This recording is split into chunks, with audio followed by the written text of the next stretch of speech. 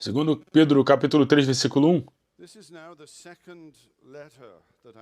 Esta é agora a segunda carta que estou escrevendo para vocês, amados.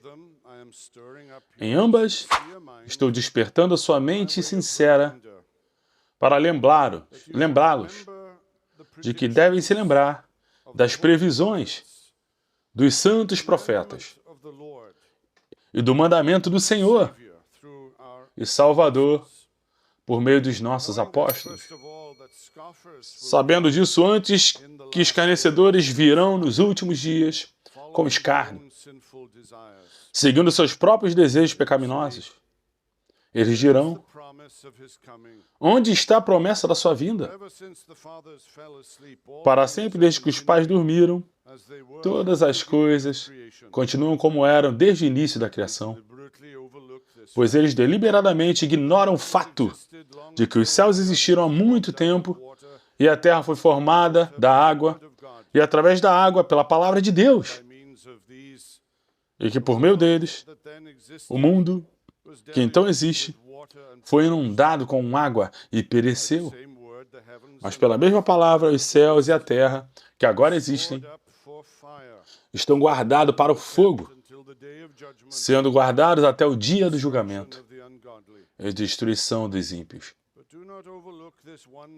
Mas não negligencie esse fato, amado, que um dia para o Senhor é como 1000 anos, e 1000 anos como um dia.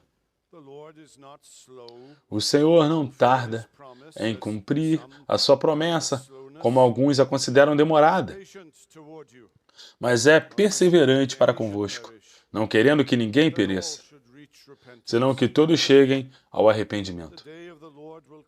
Mas o dia do Senhor virá como um ladrão.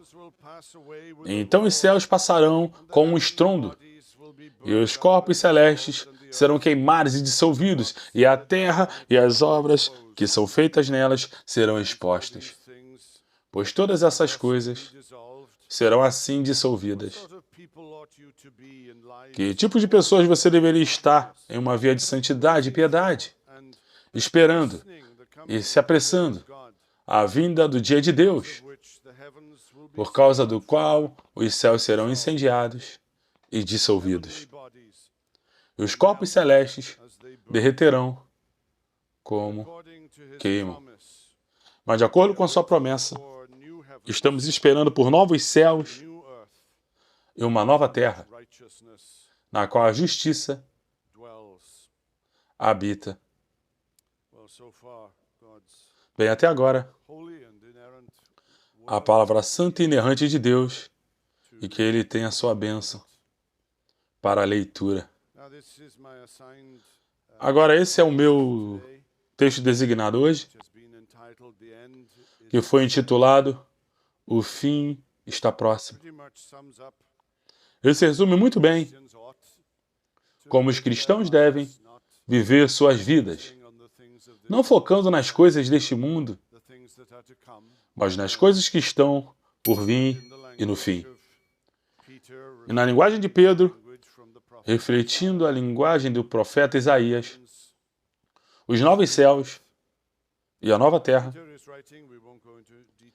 Agora, Pedro está escrevendo, não entraremos em detalhes, mas Pedro está escrevendo antes do ano de 68 depois de Cristo. Sabemos que ele foi martirizado aproximadamente ao mesmo tempo que o apóstolo Paulo na cidade de Roma. E, portanto, essa epístola provavelmente vem 1 ano ou mais antes disso. Dizem que somos uma geração, depois alguns depois da morte, da ressurreição de Jesus.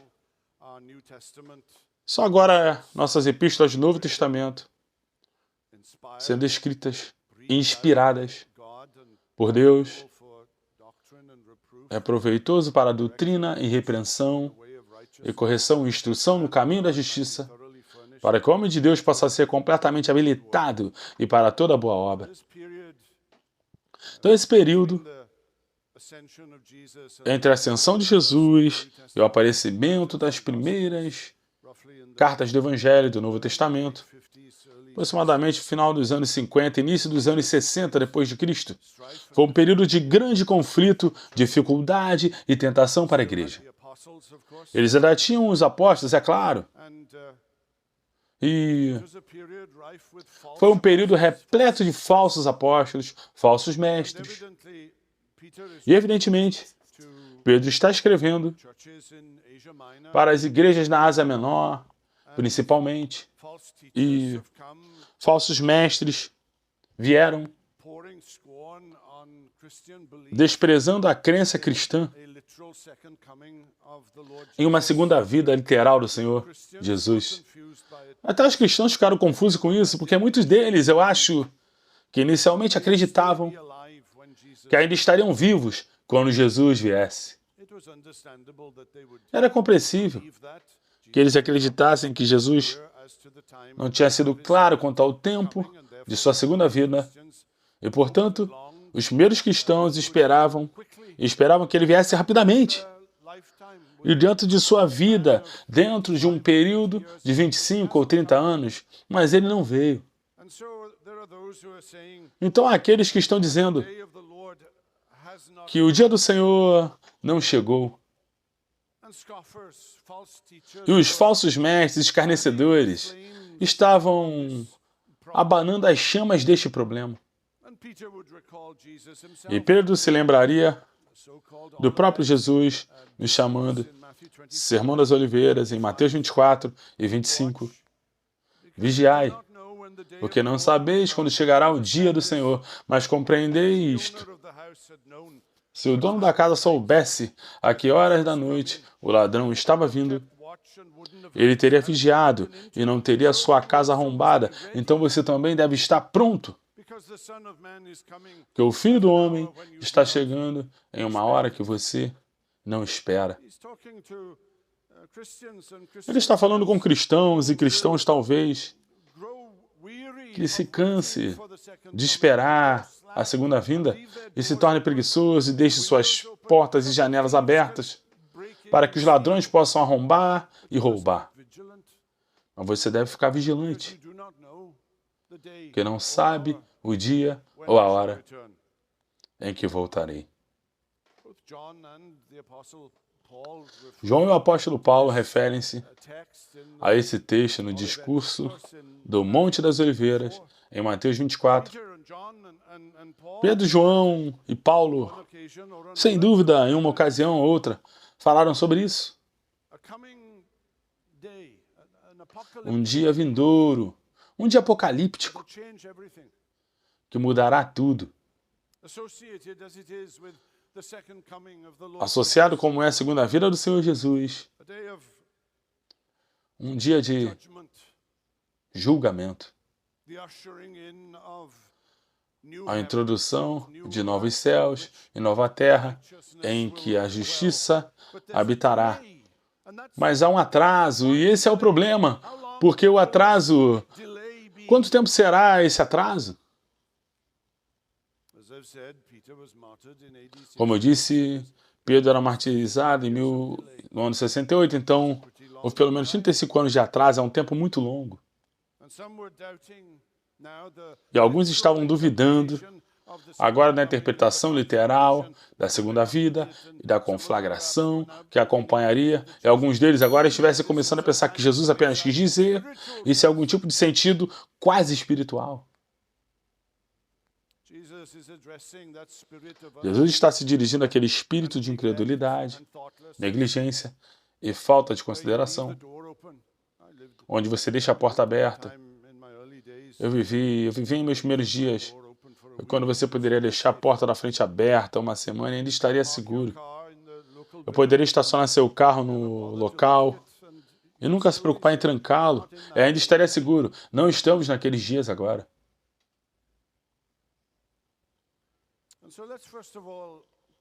Então vamos primeiro. Eu vou ter que perguntar a você, eu sei que as sessões da tarde são difíceis, é o que Spurgeon chamou quando ele pregou a mensagem da tarde de domingo, por um período de sua vida, e ele chamou de rosbife e tempo de incredulidade. quando alguma ambulância ou sono assumiu depois daquele jantar que você teve hoje. Então eu vou implorar para você, não posso vê-lo de qualquer maneira, mas certamente posso ver que cabeças estão abaixando. Posso não estar capaz de ver tantos com os olhos fechados. Vamos nos aprofundar. Sinto muito. É esse tipo de passagem, porque essa passagem levanta algumas tensões teológicas que são peculiares a Ligonier. Acho que Pedro tinha Ligonier em mente quando escreveu essa passagem. Que há questões aqui sobre predestinação de Deus e, no entanto, um desejo de Deus que parece estar completamente em desacordo com isso.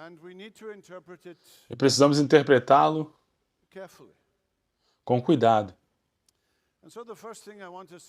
Então, a primeira coisa que eu quero que pensemos esta tarde é o tempo de Deus. O tempo de Deus. Nunca é tarde. T. Ganff disse algo assim. Deus nunca está atrasado. Agora, Ele aparece atrasado para nós. Ele parece atrasado. Quando você está orando por algo, por anos e anos e anos, talvez pela conversão de um filho ou de uma filha pródiga, talvez pela cura de uma doença, e meses e anos e décadas se passam, e você pensa consigo mesmo que Deus está atrasado. Algo segurou. Ele é lento. E qual é a razão desse longo intervalo de 35 anos ou mais desde a ascensão de Jesus e seu não retorno? E ainda é pior para nós, é claro, que 2000 anos se passaram. E Pedro diz que é a paciência de Deus. A paciência de Deus, não desejando que ninguém pereça, mas que todos cheguem ao arrependimento. Agora vamos chegar ao que tudo significa em um segundo. Perguntamos a Tony o que é Deus, está no coração do livro de Jó. Quando Jó está lidando com seu sofrimento inocente, como ele viu, que ele foi a vítima injusta das circunstâncias. E onde estava Deus? Porque Deus não estava respondendo suas orações, porque ele estava em silêncio, porque ele não estava fazendo algo.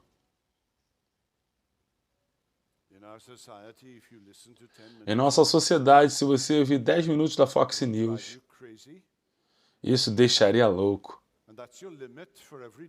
E esse é o seu limite para todos os dias. Porque ele não está fazendo algo. Você não está perguntando isso enquanto lê suas manchetes ou as suas notícias? Uma alimenta a outra, uma após a outra. Onde está Deus? Porque ele não está descendo. Porque ele não rasga os céus e desce.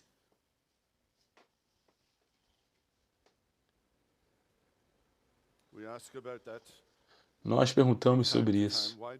De tempos em tempos, por que os ímpios prosperam? É uma pergunta que o salmista faz no Salmo 78. Foi tão desconcertante para ele quanto para nós. Por que os ímpios prosperam? Todas aquelas pessoas que vivem na Califórnia.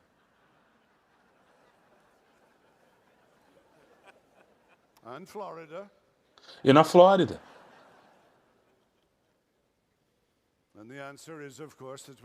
E a resposta é, claro, que nunca podemos conhecer a mente de Deus.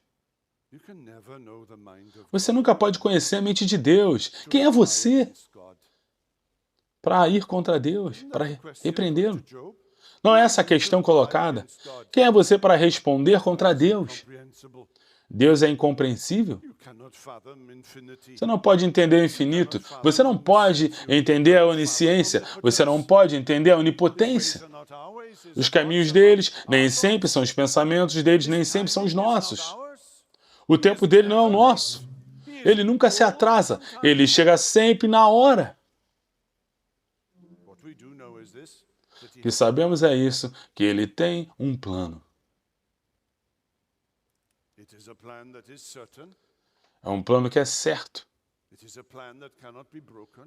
É um plano que não se pode frustrar, que não se quebra. Não é essa bolha onde encontramos tranquilidade e paz.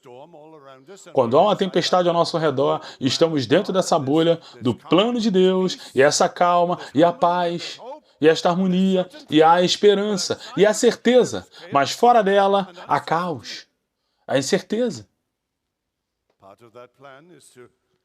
Parte desse plano é trazer e apresentar a ordem mundial ao fim e renovar sua criação. Isso faz parte do seu plano. É um plano eterno. E Deus não está sempre tentando consertar esse plano. Existem teologias que elevam tanto a liberdade absoluta da vontade do homem que Deus está sempre tentando consertar o plano. A cada milissegundo, ele está tentando colocar em curso correções, porque o plano está dando errado, alvo o tempo todo.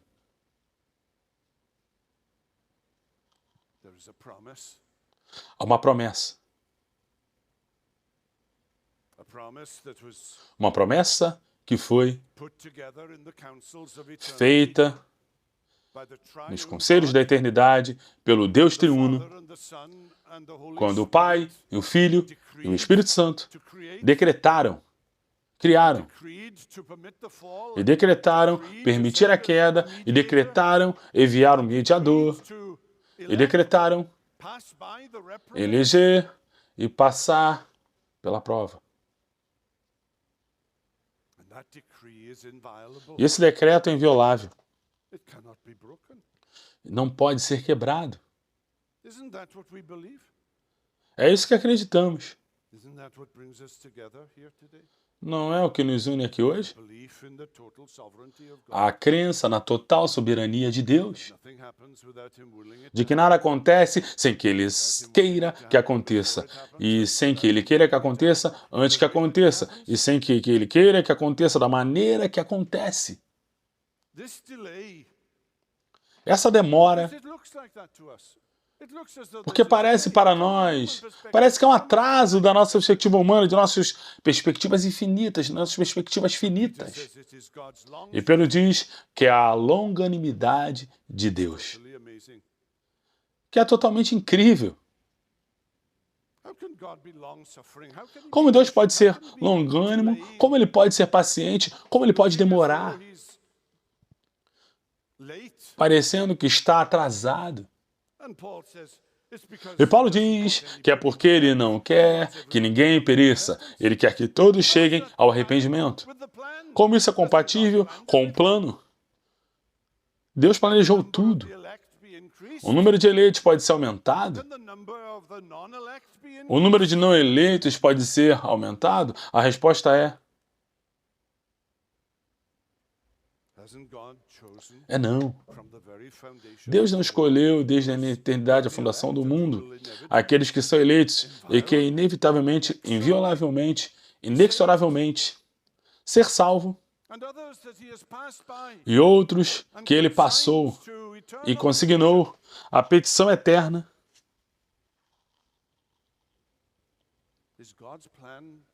É o plano de Deus. O plano de Deus é flexível? Você sabe que existem planos flexíveis.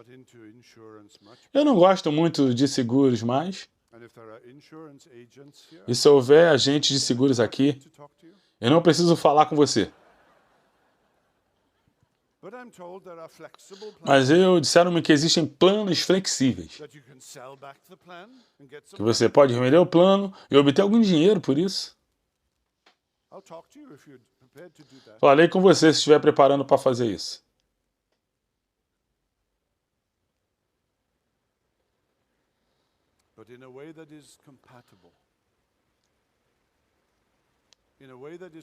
Mas de uma maneira compatível com o plano fixo de Deus,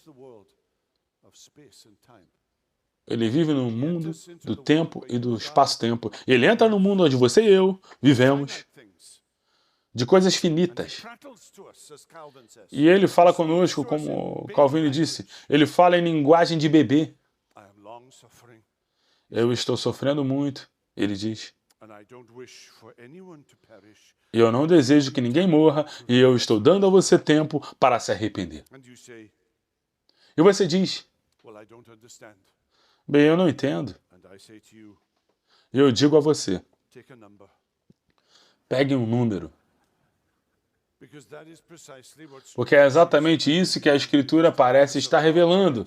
Está nos contando sobre o plano inexorável, o inexorável de Deus, a doutrina da predestinação. E ainda no mundo do espaço e tempo, ele chama, e ele corteja, e desenha.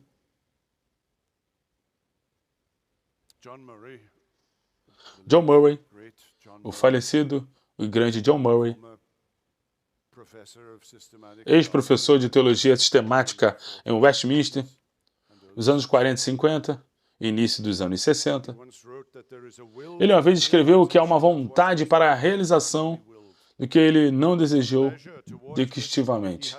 Um prazer para o qual ele não teve o prazer de decretar.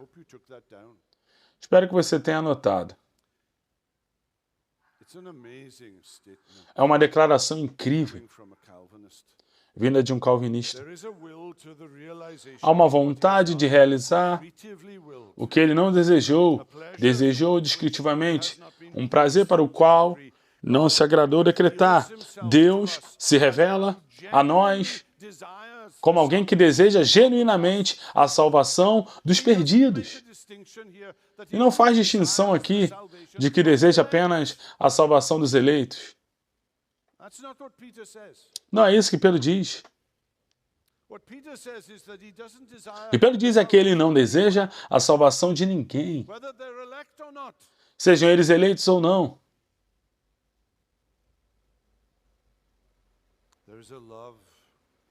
Há um amor no coração de Deus Todo-Poderoso, mesmo para aqueles que podem nunca ser salvos.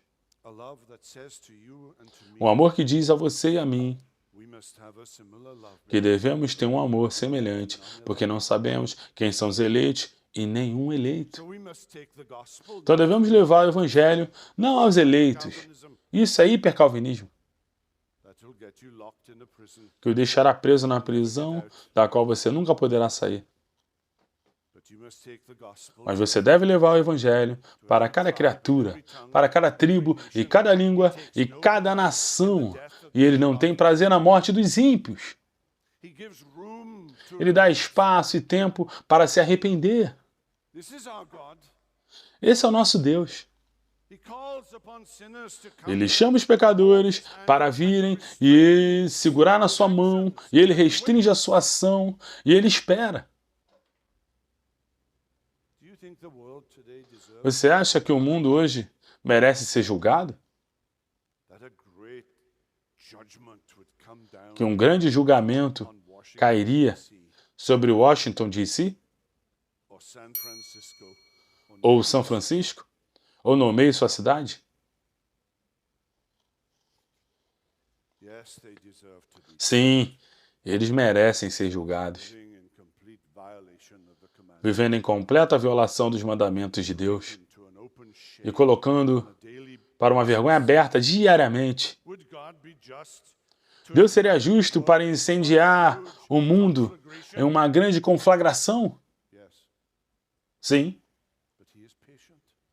Mas ele é paciente. E ele o chama. Mais uma vez. Ele diz aos reprobos, vinde, vinde a mim.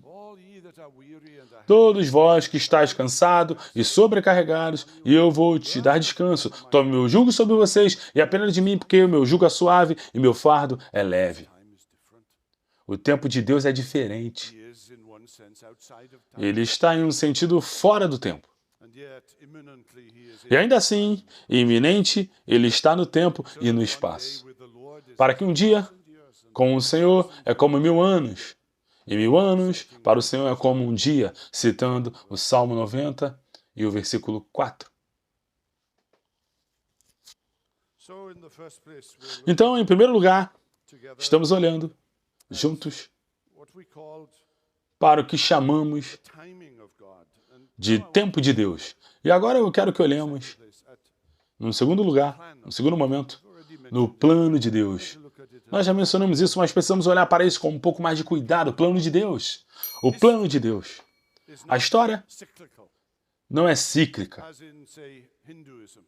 como no hinduísmo. Mas a história tem um objetivo. A história tem um ponto final.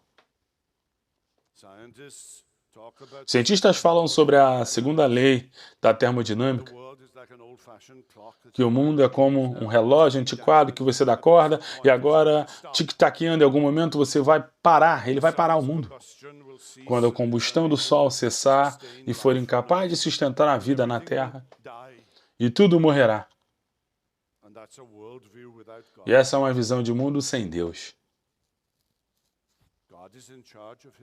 Está encarregado da história. Está encarregado do passado, está encarregado do presente e está encarregado do futuro. Estamos vivendo, você e eu, nos últimos dias. Foi o que Pedro disse no dia de Pentecostes, que com o derramamento do Espírito Santo, como foi prometido por Joel, os últimos dias começariam. O autor de Hebreus, no primeiro capítulo, fala de viver nos últimos dias. E há um plano para os últimos dias. Jesus só tem um plano. Vou construir minha igreja e o portão dos infernos não prevalecerão contra ele. Esse é o plano que ele revelou a Pedro. Em Cesareia de Filipe, em Mateus capítulo 16. E aqui ele revela o plano de que, de acordo com a sua promessa, esperamos novos céus e uma nova terra. Agora, falamos sobre o céu. E às vezes confundimos o céu com os novos céus e a nova terra. Os cristãos fazem muito isso. Eu penso no que acontece 5 segundos depois que você morre. Eu escolho 5 segundos aleatoriamente. Você fecha os olhos neste mundo e os abre no céu. Você está com o Senhor, está ausente do corpo, está presente com o Senhor, está com a presença dos anjos e arcanjos, e a igreja triunfante será saudado pelos que te precederam na fé e união com o Senhor Jesus. É um estado intermediário, do qual a Bíblia não fala muito.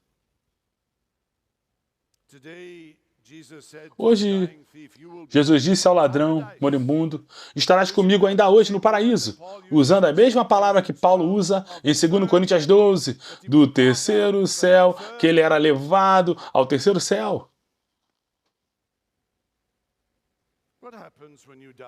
O que acontece quando você morre? O que acontece quando um crente morre? Bem, você ainda estará consciente. Essa é a sua parte anímica. Você ainda saberá quem você é. Você ainda terá autoconsciência. Você terá autoconsciência e consciência de seu entorno. E se a parábola de Jesus e o homem rico e Lázaro é alguma referência, você estará ciente, pelo menos até certo ponto, do que está acontecendo aqui. Mas não é isso que está em vista aqui em 2 Pedro 3. Isso é precioso, é lindo, isso é lindo. Estar ao lado de alguém que você ama, alguém que você pastoreou, e segurar suas mãos enquanto eles passam deste mundo para o outro, e saber com absoluta certeza que eles estão com Jesus. Isso é uma coisa maravilhosa de se ver, sabe? É uma esperança maravilhosa, e todo cristão tem essa esperança. Todo cristão tem essa esperança. incerteza. Mas o que Pedro está falando aqui é o dia do Senhor. Ele está falando sobre o fim dos tempos. Ele está falando sobre a segunda vinda do Senhor Jesus. E o que acontecerá após a segunda vinda do Senhor Jesus. E eu sei.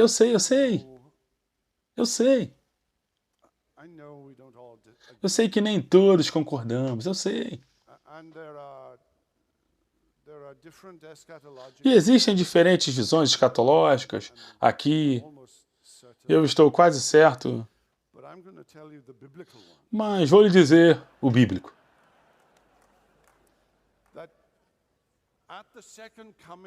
Que na segunda vinda do Senhor Jesus,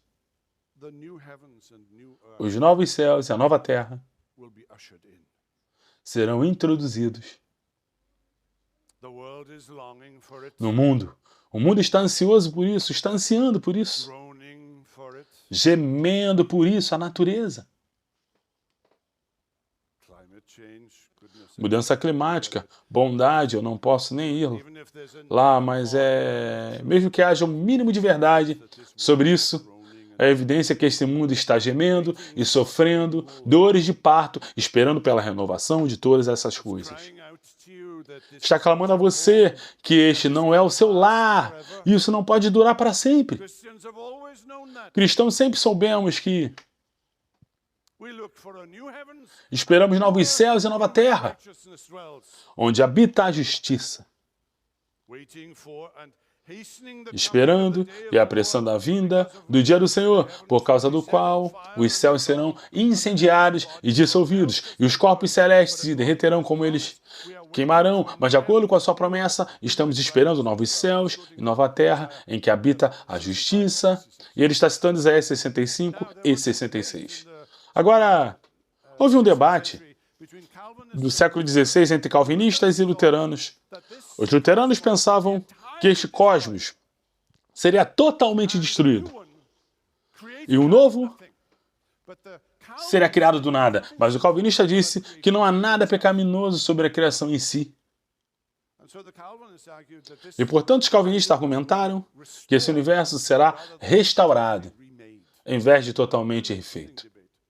É um debate interessante. Mas muito mais interessante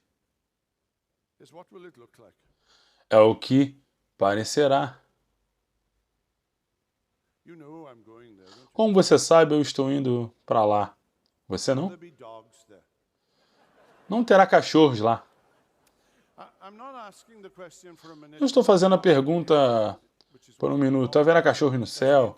É que as pessoas normalmente perguntam. Esse é o estado intermediário que estou perguntando. Haverá cães nos novos céus e na nova terra? E não pense sentimentalmente ou emocionalmente. E eu sei que é difícil para você porque você ama seus cachorros e tal, assim como eu. Mas pense teologicamente. Que tipo de novos céus e nova terra Deus restaurará? Tudo que há nesse mundo é a resposta. Tudo que Deus criou em Gênesis 1, que ele disse ser bom, e bom, e bom, e bom, e muito bom.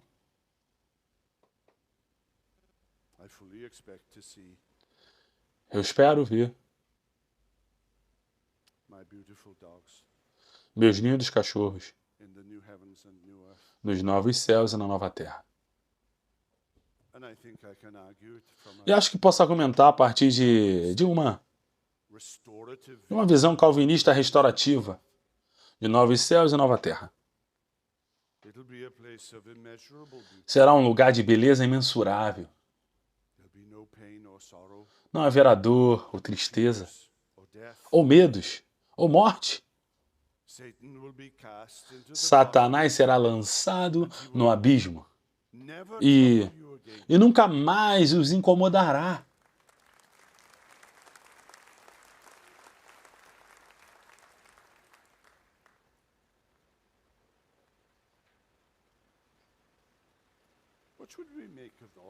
O que devemos fazer com tudo isso? Esse tempo de Deus e esse plano de Deus. E Pedro diz, nos versículos 13 e 14, ele diz que você deve procurar Veja o que ele diz. Então, amado, já que você está esperando por isso, seja diligente para ser encontrado por ele, sem mácula e em paz. Você deve estar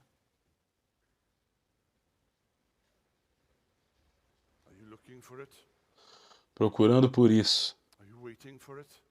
Você está esperando por isso. Você pode ver, está em você mentalmente. Quando você se encontra em apuros, quando você se encontra enfrentando a escuridão, enfrentando a doença, sua mente vagueia para os novos céus e a nova terra. Isso te traz paz. A beleza que espera por você, a glória que espera por você. Olhando com expectativa e olhando com fé. Não seria maravilhoso se Jesus voltasse em nossa vida? Muitas vezes penso nisso. É melhor nos apressarmos porque tenho 70 anos. Que você não teria que experimentar a dor de uma parte do corpo e da alma e da morte. Eu não acredito nisso. Jesus pode voltar nos próximos 5 segundos e novamente você pode discordar de mim. Eu acho que é uma profecia não cumprida. O evangelho deve primeiro ser pregado em todo o mundo e dependendo de qual missiólogo você fala, há algo entre 8.000 e 17.000 grupos de pessoas que nunca ouviram o evangelho. Mas tudo isso pode ser feito em nossa vida se nos esforçarmos para isso. Você está procurando por isso. Você está se preparando para isso. Como você se prepara em santidade e Deus. E Pedro diz, vivendo suas vidas como cristãos. Viva em preparação para o mundo vindouro. Esse mundo não é seu lar, não é meu lar. Sim, eu posso melhorá-lo. Eu posso exercer domínio sobre ele. Eu posso ser um bom cidadão. E os cristãos devem ser os melhores cidadãos. Como o italiano escreveu para o império que estava tentando matar cristãos no 2º século, e ele diz que você está dando um tiro no próprio pé. Que os melhores cidadãos que você tem no império são os cristãos. Prepare-se para isso. Então ele diz, no verso 12, esperando e apressando a vinda do dia do Senhor. E aí está novamente aquela tensão. Deus não tem um plano e esse plano envolvido é inestimável. E esse plano pode ser quebrado? Não, não pode ser quebrado. Mas da nossa perspectiva, nós podemos dizer, apresse-se. Como você pode apressar a vinda do Senhor? Ele virá quando todo os eleitos se reunir. Então você deve pregar e evangelizar e nunca parar e dar glória a Deus e orar com fervor. Ore com fervor. Quando a trombeta do Senhor soar, o som e o tempo não existirão mais. E amanhã romperá, eterna, brilhante e bela. Quando os salvos da terra se reunirem à outra margem e o papel for chamado de lá, eu estarei lá. Isso é uma garantia maravilhosa, não é? Sinclair Ferguson e eu trabalhamos juntos por 2 anos, em 2011 até 2013. Tive a mesma sorte. Foram os melhores 2 anos de ministérios da minha vida. Eu ouvi dizer, em várias ocasiões, no final de um culto, no final de um sermão, que coisa maravilhosa é ser cristão. Que coisa maravilhosa é ser um cristão. Não tenho certeza se pensamos assim todos os dias. Às vezes pensamos que ser cristão é um fardo, algumas provações. Pensamos na dor, pensamos na tristeza. Tudo isso, negue-se a si mesmo. Toda aquela cruz que temos que carregar. Toda aquela mortificação da carne. Mas tudo vale a pena. No final vale a pena, não importa o que você nega a si mesmo. Há um novo céu, uma nova terra chegando. E eu não vi, nem ouvi, nem entrou no coração do homem que Deus preparou para aqueles que o amam. O melhor ainda está por vir. Ou, não tenho certeza de quem disse isso, você ainda não viu nada. Você ainda não viu nada. Vamos orar. Obrigado, Deus. Obrigado por essa passagem. Passagem maravilhosa. Esse culto tão cheio de esperança. Sua palavra é tão cheia de esperança, tão cheia de promessas. E nos encha com isso. Oramos até explodirmos. Pelo amor de Jesus. Amém.